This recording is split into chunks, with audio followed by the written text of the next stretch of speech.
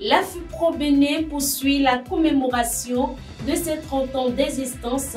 Après plusieurs étapes à travers le pays, c'est désormais au tour des agriculteurs de Kalalé d'accueillir les festivités. Nous irons sur place dans un instant.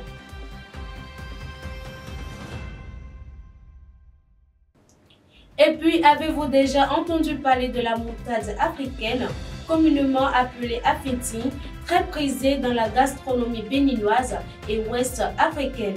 Cette épice à l'odeur caractéristique est également riche en nombreuses substances bénéfiques pour la santé. Focus dans ce journal.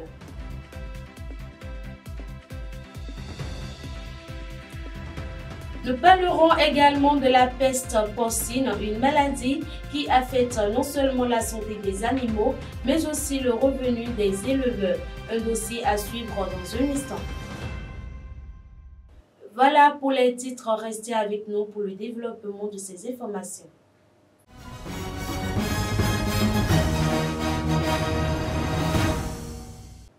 Merci de rester fidèle à notre programme. Nous débutons cette édition avec la météo des villes de Savalou et Lokossa.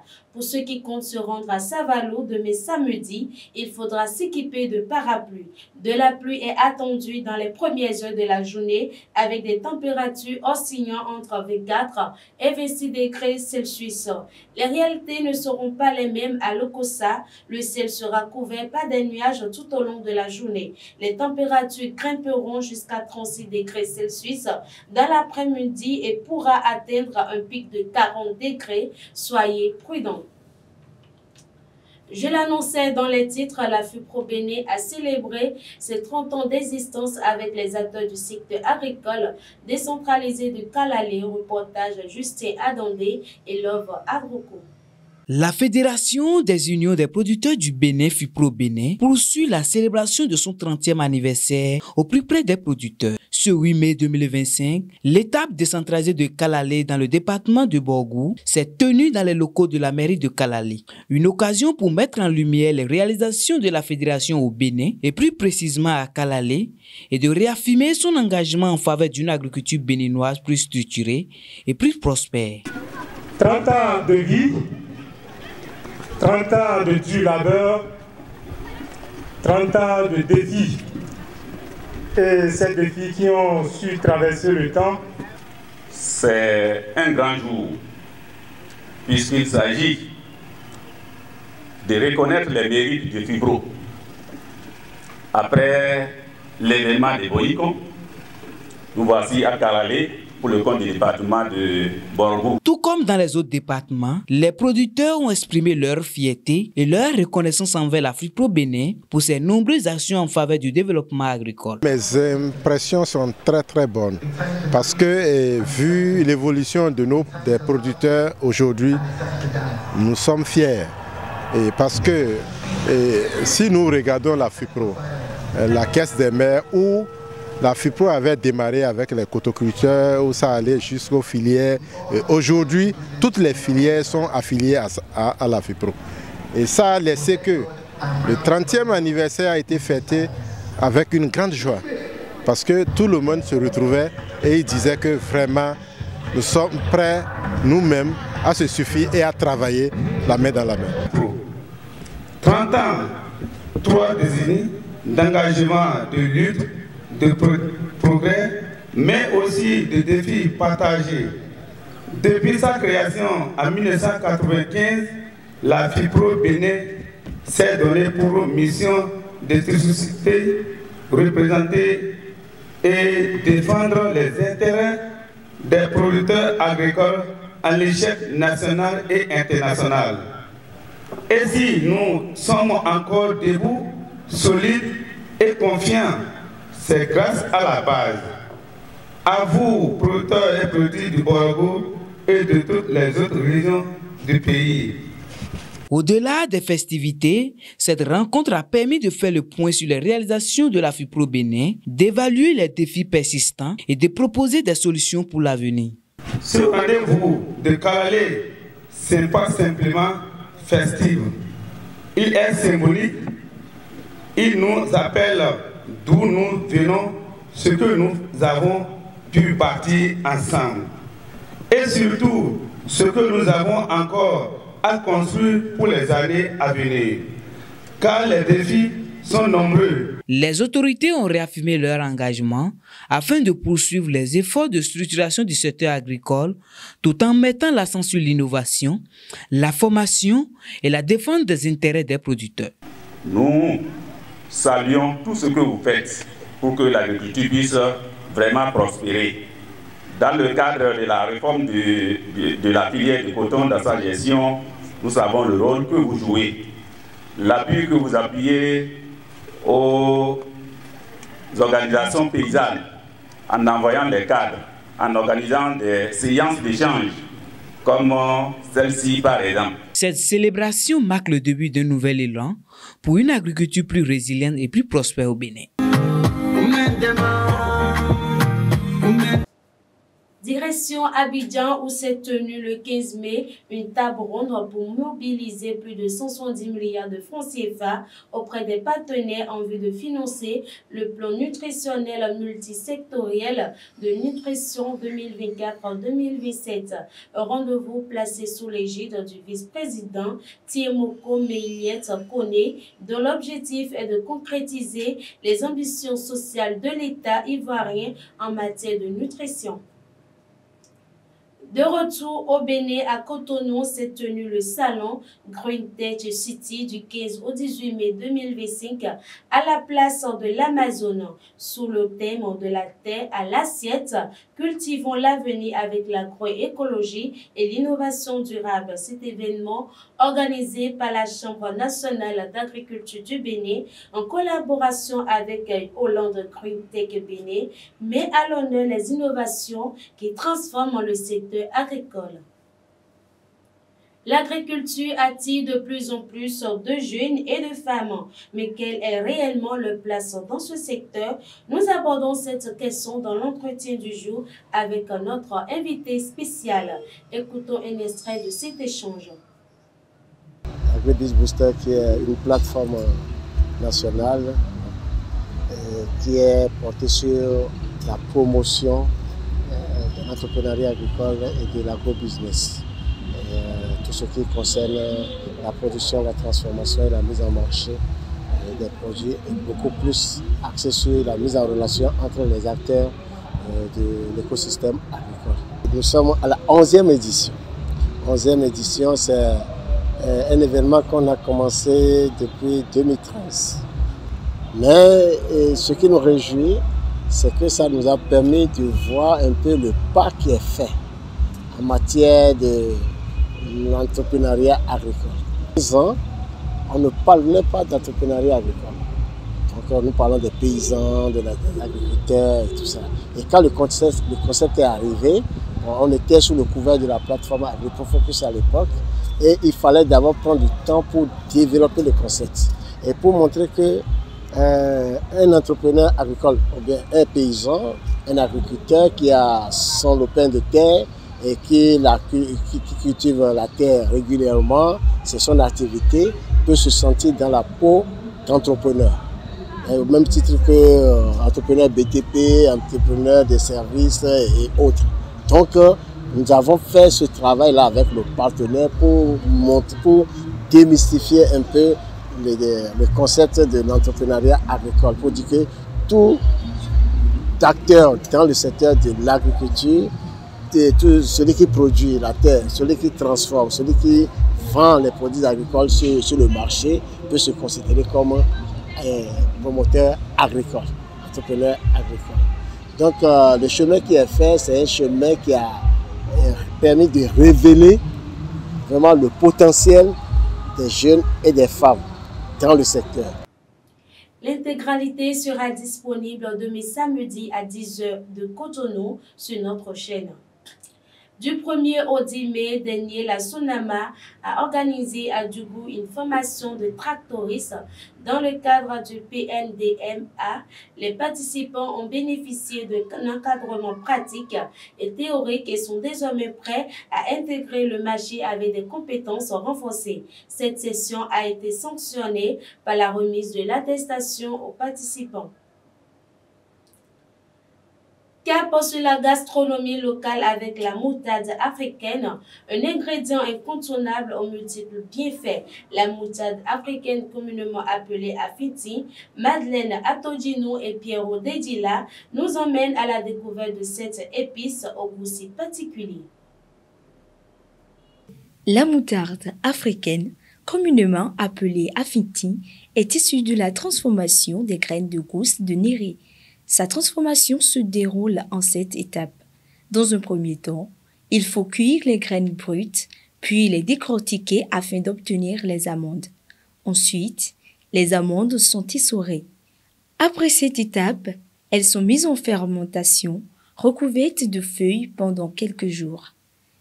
Une fois fermentées, les amandes sont séchées au soleil et peuvent alors être mises en vente. Elles sont ensuite pilées ou moulues pour l'obtention d'une poudre. La moutarde africaine, traditionnellement appelée Afiti, contient plusieurs substances très intéressantes pour la santé. Il y a l'apport en protéines qui représente environ 40% de la moutarde. Il y a aussi quelques fibres alimentaires. Il y a de la vitamine du complexe B. Et il y a également des lipides. Et la qualité de lipides qu'on appelle les bonnes huiles pour l'organisme. Les bénéfices nutritionnels qui découlent de la consommation de la moutarde sont nombreux. Il y a les protéines qui sont d'origine végétale et qui font partie des meilleures sources de protéines que nous pouvons retrouver dans l'alimentation. Il y a les minéraux et les vitamines qui aident à prévenir certaines carences. Il y a également les acides gras contenus dans la moutarde qui aident à prévenir ou à protéger le cœur. Et les fibres, bien évidemment, aident à faciliter la digestion. Afiti est très bénéfique pour la santé du consommateur grâce aux substances nutritives qu'elle contient. Préparée en sauce ou intégrée à d'autres mets, elle est consommable dès son achat. C'est également une excellente opportunité d'affaires pour les commerçantes.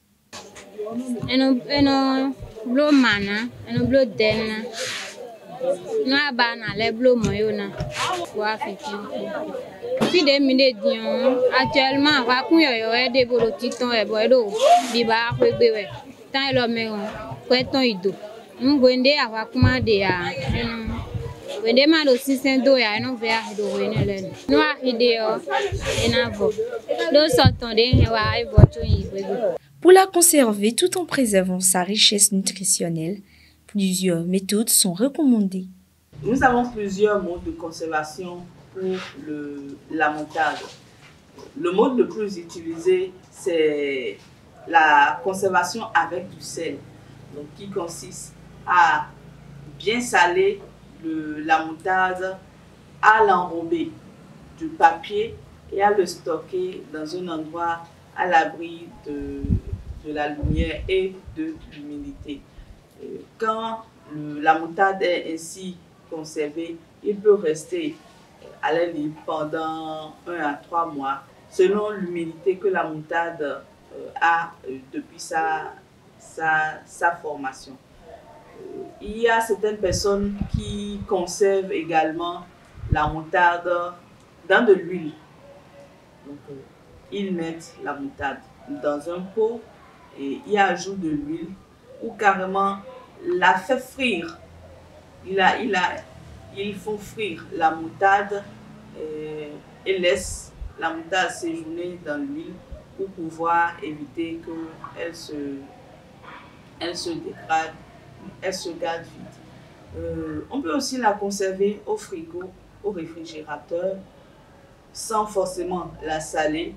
Et ça peut rester jusqu'à 6 mois ainsi, sans se garder. La meilleure méthode de conservation, c'est la conservation au réfrigérateur où on n'ajoute pas de sel, On n'a pas besoin d'ajouter d'huile non plus.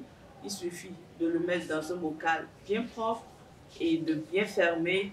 La fraîcheur va conserver, la fraîcheur va conserver la moutarde, et le fait de ne pas avoir ajouté d'autres éléments va permettre de garder aussi le maximum de valeur nutritive contenue dans la moutarde. Consommer la moutarde, c'est une bonne chose parce que ça contient des éléments nutritifs qui sont bons pour la santé, mais il faudrait veiller au mode de conservation pour pouvoir garantir un apport conséquent en ces nutriments-là et s'assurer que véritablement nous profitons, nous avons des bénéfices concrets de la consommation de la moutarde. Bien que riche et bénéfique pour la santé, il est essentiel de ne pas en abuser, car l'excès en toute chose peut être nuisible pour la santé. En matière d'élevage, la peste porcine continue de faire des ravages dans les fermes béninoises. Quelles précautions pour limiter la propagation de ce virus hautement contagieux? Les réponses sont dans cet élément.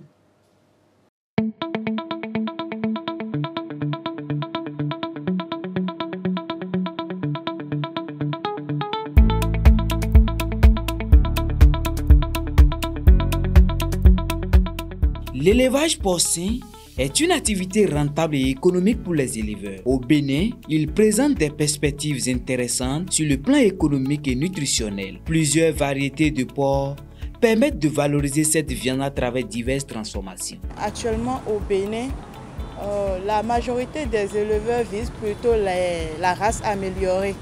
Rares sont ceux qui s'intéressent encore à la race locale, mais par contre, la race locale existe encore. Mais nous, on est plus dans l'élevage des light white, des landraces, de la race piétrin et de la race duroc.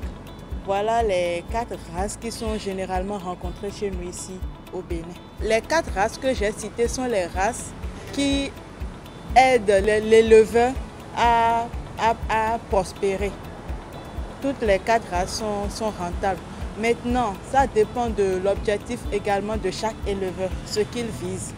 Si vous visez la production de la viande, si ce sont les reproducteurs que vous visez, donc ça dépend de ce que vous visez. Et c'est en fonction de cela qu'il faut choisir la race. Nous avons 3 types de porcs que nous élevons. Et comment nous avons pu parvenir jusque-là? On a essayé de prendre les différents types de variétés que nos parents élevaient en son temps, et aussi les métis, c'est-à-dire les porcs importés de l'autre pays, pour faire le croisement. Et nous avons compris qu'il y a des porcs qui résistent lors des pestes et il y a d'autres qui ne résistent pas. Même aux côtés de la prophylaxie, si vous prenez les mêmes porcs comme des anciennes méthodes que nos parents élevaient, c'est-à-dire ils prennent le mâle et le femelle des mêmes porcs et qui vont toujours continuer par faire le croisement. Donc ça ne permet pas à une bonne production. Et ça facilite aussi la peste. L'élevage de porc est généralement confronté à 3 principaux problèmes de santé: les maladies respiratoires, les troubles digestifs chez les jeunes animaux et les troubles de la reproduction. En plus de ces affections, une maladie virale contagieuse affecte les porcs sans être transmissible à l'homme: la peste porcine. Parlant de difficultés, c'est les pestes. Quand vous commencez et vous avez malchance et que ça rentre dans votre truc là, sincèrement, cette année-là, vous revenez à 0. Ça ravage tout ce qui est dedans. C'est un mal. Quand ça vient, la probabilité que tout votre cheptel soit à terre est très élevée. La probabilité que tout votre cheptel soit à terre est très élevée. Et ce qui est même recommandé, quand la maladie est détectée dans un élevage, il est mieux de signaler cela et on détruit tout l'élevage pour éviter la propagation de la maladie dans la région. Tout comme les autres maladies pour lesquelles des traitements existent afin de préserver son élevage, la peste porcine est un virus extrêmement dangereux pour les éleveurs de porcs, mais il n'existe aucun remède contre cette maladie. La peste porcine n'a ni de vaccin ni de traitement. La seule chose qu'il faut faire, c'est veiller vraiment à la biosécurité. Si vous prenez soin de votre élevage, le suivi sanitaire est à jour, l'entretien est à jour et tout, vous pouvez être hors de danger. Mais par contre, ça peut aussi arriver parce que nous avons les mouches CC qui sont porteurs de vecteurs. Le mieux, c'est de faire la prévention. C'est la prévention là qui est mieux. Sinon, si ça rentre, il faut abattre tous les animaux qui sont dedans. Si vous faites erreur et que ça rentre dedans, vous abattez tout ce qui est dedans.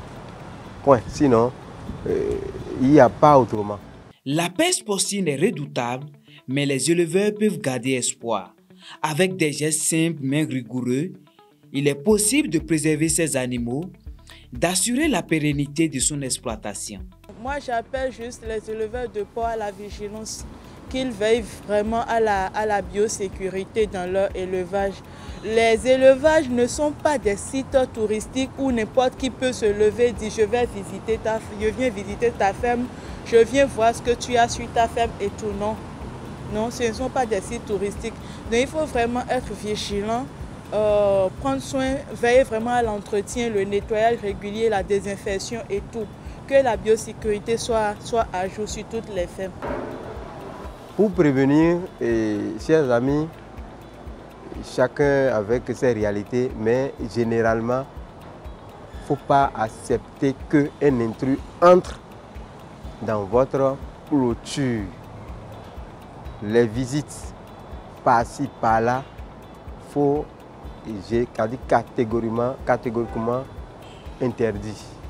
Pour sortir dans les difficultés liées à l'élevage de porc et éviter la porcine, la peste porcine, je vais dire, vous devez entretenir le cadre où vous élevez votre porc.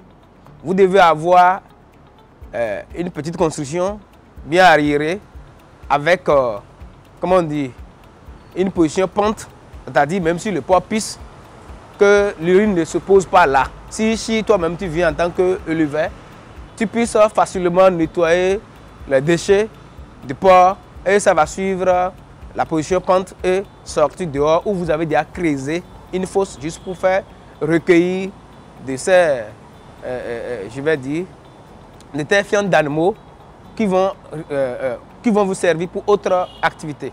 La peste porcine est une maladie mortelle et dévastatrice pour les porcs. En attendant un remède miracle, la seule arme efficace contre la peste porcine reste la prévention. Un simple geste peut sauver tout un cheptel.